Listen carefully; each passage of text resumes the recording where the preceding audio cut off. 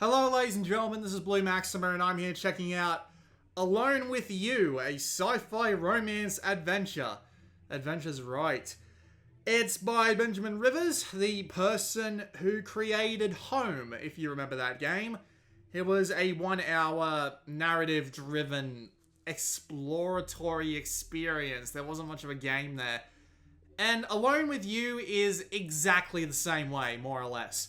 I mean, there's a couple of puzzles here and there to solve, but they're so simple that they just feel kind of patronizing. But we'll get into that right now. I'll hit continue. I should warn you that I don't have a very specific time about how long I've been playing this, but as you can kind of see, I got it like 4 hours ago, and there's no save timer in game, so I'm going to assume, I've been playing it on and off, so I'm going to assume it's about an hour so far.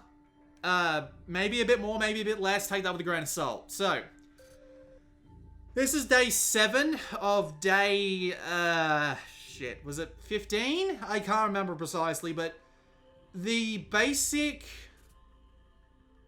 idea is that you are in the middle of a space colony that got fucked up, and you have around 2 or 3 weeks to get everything fixed. Well, to get a space shuttle fixed so that you can escape from the colony before the planet basically implodes on you. However, you don't know how to do this, but there are some holograms that can. The AI partner you've got up in the top left there has built a series of 4 holograms for you that'll help you repair your escape ship. And throughout the days, you have to go and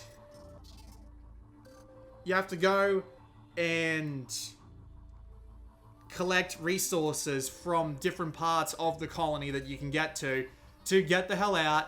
And then at the nights of those days, you have to... Well, you don't have to... Well, you do kind of have to. But you get to go and talk to the holograms themselves and learn more about them in the situation, which is... It's an interesting concept, don't get me wrong, but the absolute majority of the game that isn't these events is wandering around these different areas. And wandering around these different areas involves going to them like this. Admittedly, I kind of like these animations. These animations are probably the best part of the game just because they look so nice.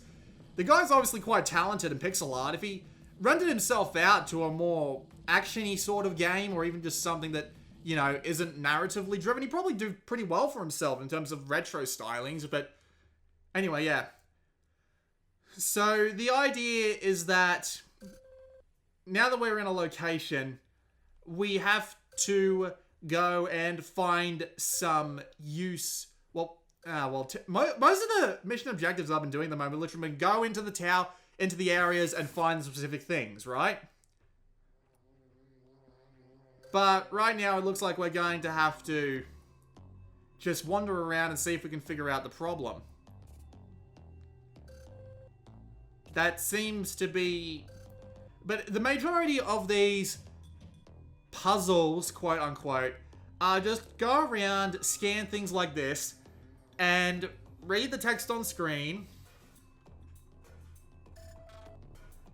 and just, you know, follow the chain of events until you finish the area and then leave. Most of these have their own little sealed in, quote unquote, mysteries to them, but they aren't as interesting as the main plot, and the main plot isn't that interesting to begin with, because the majority of me just wandering around and looking at stuff is going to be me just, like, doing this. Just letting text play. So, what I'm going to do is I'm going to talk about the rest of the game, because this is a narratively driven game.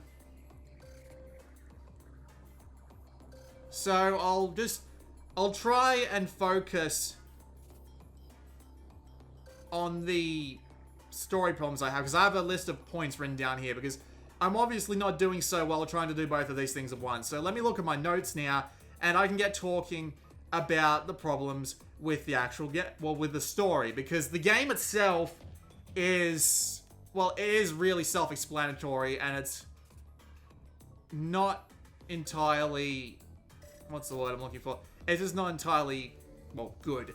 So let's go over what's going on. So, well, there is another thing I'd like to point out with these puzzles, though, is that while you have to do a lot of wandering around, I've found that most of the puzzles I've had to play so far, because you get to choose which ones you do in which order, but you have to do all of them, and then you go on to a special event, and then you have to do them all in order again, is that sometimes I have trouble finding the particular objects I need to do, because they have real trouble, like, highlighting what some of the usable items are sometimes, and it's really frustrating. You have to wander over and basically wait for them to say, hey, you can interact on this before you can do anything. But yeah, like, see, that is really hard to see right there. Like, that little flashing light, I get it's meant to alert you that something's there, but, like, if you look up the top, there's another blinking light there as well. So how am I supposed to determine which one of those might be pointing me at something? It's a little annoying, honestly. But yeah, there are stories and stuff just spewed around the place, but let's go on and talk about the story.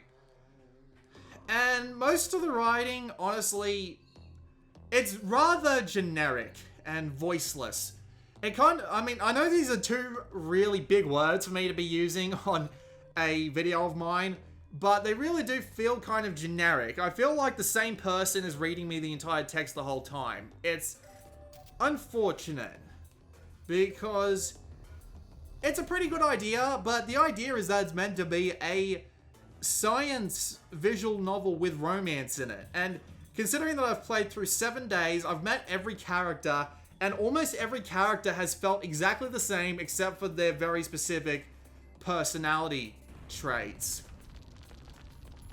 So, it feels like the game is really generic, the characters are really generic, and I don't really feel anything for them, which is the most disappointing thing, because you would think that if it was a romantic sort of thing, you would think that they'd try and make the characters as likable as possible as early as possible. Did that just explode? Yes.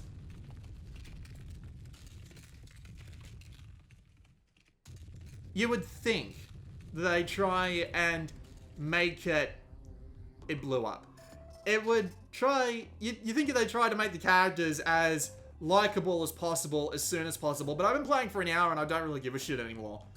That's the thing, like, if you can't give me any good reason to feel if you can't give me any good reason to feel for the characters in the first hour or so, which, let's compare this to, like, a novella, because it is relatively comparable to one. So, you could say that I'm about a third of the way through a novella at this point, because I know there's at least 3 weeks worth of events, because I went and looked up the trophy list. So, yeah, there's about 3 weeks worth of stuff going on. And considering that I've been through somewhat over a week, and I'm basically feeling nothing for any of the characters involved right now, it just feels really disappointing. I would hope to feel something a bit sooner. And it is supposed to be about romance and romantic things, but I guess they're trying to go for a slow burn. But considering how little time you've got with the characters, if I've already been through 1 week and an hour, and you have to spend tons of time with all of the 4 characters and the AI at the same time, all trying to steal time from each other, you would hope that they try and, well, not so much lather it on, but just try and be a little bit faster than this, really. It's a little bit disappointing. And as I said before, there are little mysteries going on in here, but they really are, like, some of them are just ridiculous. Like, there's a mystery, there's a guy who's irrelevant to the story before and after gets murdered, right? And you find his body at the very beginning of the segment that you are exploring. And I didn't read that, sorry. You go through the rest of the entirety of the area, and once you've done that, you get into the final room, and the final room has another dead body in it. And the other dead body has a note next to it. And the note says, I killed guy whose body you found at the very beginning, I'm sorry. There's no real mystery involved, and it's just, man, it's like, it's such a bad ending. It's like God, my brain can't think of the right words to use right now, but it's hilarious just how it's hilarious just how much of a silly ending it is, where it's just nothing. It's literally just nothing. It's kind of hilarious, but anyway.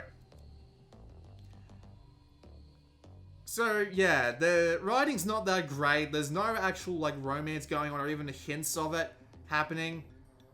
And there's just... some of the story is just kind of odd. Like, the AI's main complaint about not being able to... I've already been this way. I should go back. This is another problem with this segment. It is mainly just wandering around trying to find all the items. So... you can get lost pretty damn easily, unless you start, making a map or stupid shit like that. So yeah, you do just basically have to wander around and just find everything, and it takes a while sometimes, and it's annoying, and yeah. But anyway.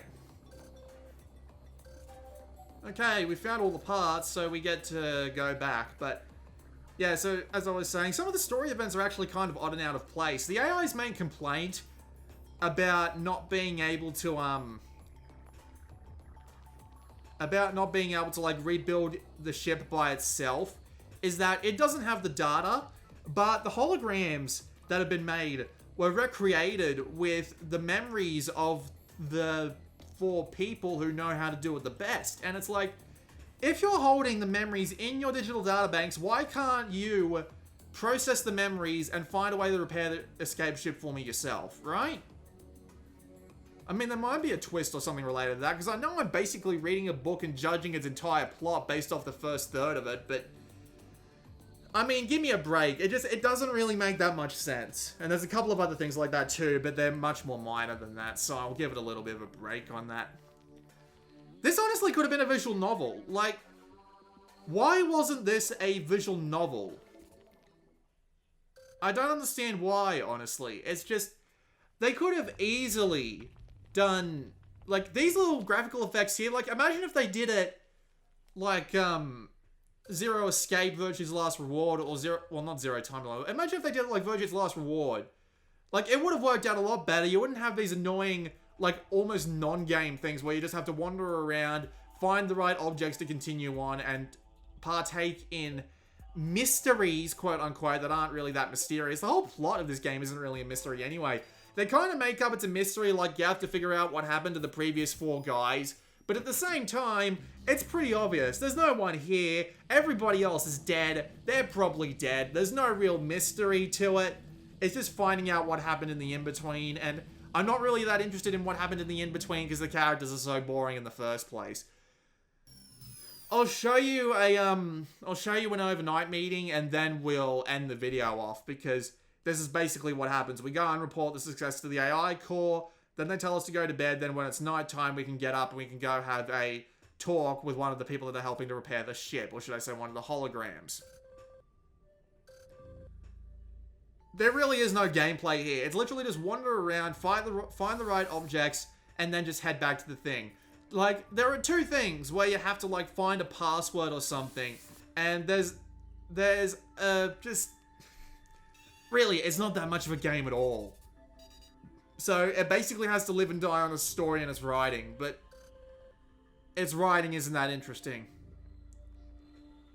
So, I got nothing, really. I mean, the game's $10 normally, but you can pick it up for $8 or your regional equivalents if you're on PlayStation Plus, but honestly, based off the first hour or so that I've been playing, I don't really think it's worth that. It's got some nice animations, and maybe you'll be interested if you can get a handle on the idea that it's basically trying to be a mystery that isn't really a mystery. But I'm not getting along with it in the slightest. You'd be better off buying Danganronpa, Zero Escape, or well, most of the other visual novels instead of this one. Honestly, it just nowhere near as entertaining as I'd hoped it'd be. Well, it doesn't even really have me asking any questions. The most out-of-place thing they brought up is that the AI accidentally calls the drone a he when the drone doesn't have any gender. And it actively brings this up. And it's it's weird. But anyway. This is one of the discussion events. They tend to play out the same way mostly every time. You get to talk to them, you get to respond to them, and you just talk to them about the problems, you talk to them about what you found, you do stuff like that. There are special objects you can find. And apparently this guy... Yeah, this guy's an enigma. I never really got what this guy's actually meant to be doing. Like, he doesn't seem to have a job. He just seems to be there out of the blue. I don't understand why he, in particular, is there. Or she, I guess. I mean, it looks like a man. It looks like a bodysuit designed for a man, not a bodysuit designed for a neutral gender. I mean, you never really see the, you never really see under the helmet or anything, so I think it's trying to be, like, callous about what character the main player character is supposed to be, and it just feels strange, but I'm not entirely sure what to make of it, honestly. I mean, I can appreciate the effort, considering there's like 2 men, 2 women, and the AI to have romantic relationships with, and you would want to be as, you know, gender neutral as possible to let everybody enjoy it, but at the same time, it just doesn't really seem to work very well. Mainly because the characters aren't that interesting. So, yeah, I'm sorry to say that it's not as good as I would have hoped. It seemed like an interesting idea, but I'm just, yeah. Yeah, these generally just go on like, you just talk to them about the 3 things that you want to talk to them about, you respond to them. I imagine some responses will give you better options, but, yeah.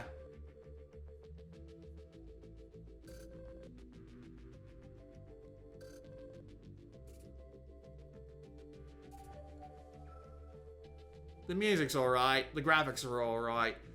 I mean, all of the game has this annoying visual filter over it, except for the holodeck stuff, because, the holodeck stuff obviously isn't happening with, like, what's the word I'm looking for? Like a helmet on or something like that. Well, you do kind of have your helmet on, but it's all simulated, so it doesn't have any sort of, like, dirt or shit on it. Like, you'll see when we go back out of the holodeck, the loading transition actually has the filter it applies on top of the screen on the loading screen, and that's all there is. So you actually start to see it, and it's annoying as shit. But, yeah.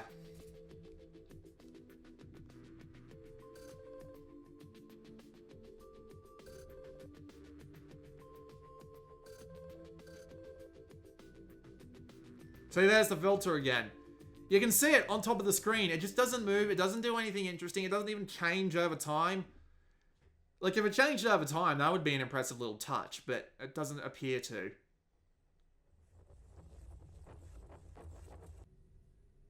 But yeah, now we're out of the holodeck. Like, see how I'm moving and it's still got that filter over the top of it? Yeah. So yeah, that was a look at Alone with You. It just doesn't do anything particularly interesting, or doesn't do anything particularly well. So I find it hard to recommend. Hell, I can't recommend it because I'm not enjoying it. I'm really not. I'm sorry, but I'm just not liking it. So there you go. Technical performance is fine, by the way. It tends to slow down when it's saving, but that only happens every now and again. So, you know, no big deal. So, whatever. This has been Blue Maxima, and I'll see you all next time.